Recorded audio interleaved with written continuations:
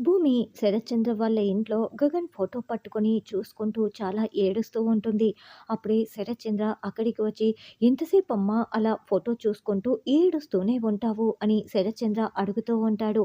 బావ వెళ్ళిపోలేదు నాన్న, కొంతమంది దుర్మార్గులు నా నుంచి బావని దూరం చేశారు అని ఫోటోని గుండెలకి హత్తుకొని మరీ ఏడుస్తూ ఉంటుంది. నాన్న, ఇదంతా ఆ సూర్య చేసిన పని. వాడు షూట్ చేయటం వల్లే నా బావ నాకు దూరం అయిపోయాడు.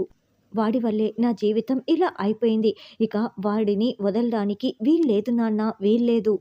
పదండి నాన్న, ఇప్పుడే పోలీస్ స్టేషన్‌కి వెళ్ళి వాడి మీద కంప్లెయింట్ ఇద్దాము. వాడికి శిక్ష పడేలా చేస్తాము. లేకపోతే నా బావని షూట్ చేస్తాడా? అసలు ఎవరు చెప్పారు? నా బావని చంపే హక్కు వాడికి ఎక్కడిది నాన్న? కాబట్టి కంప్లెయింట్ ఇచ్చేసి వాడికి శిక్ష పడేలా చేస్తాను. వాడిని అస్సలు వదిలిపెట్టను నాన్న. రా నాన్న వెళ్దాం అని భూమి పిలుస్తూ ఉంటుంది. ఆగు భూమి, నీకొక నిజం చెప్పాలి భూమి అని శరత్చంద్ర అంటాడు.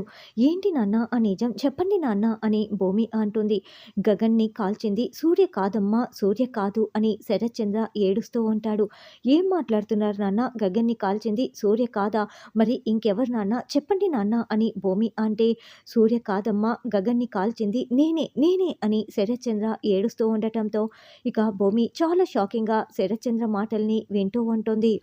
ఏం మాట్లాడుతున్నారు నాన్న? మీరు కాల్చారా అని భూమి అడుగుతూ ఉంటే, అవునమ్మా, గగన్ని షూట్ చేసింది నేనే, సూర్య కాదమ్మా, సూర్య కాదు, ఇదే నిజం అని శరత్చంద్ర చెప్తాడు. ఇక ఎపిసోడ్‌లో అయితే సూర్య భూమిని పెళ్లి చేసుకోవాలన్న ఉద్దేశంతో ఉంటాడు.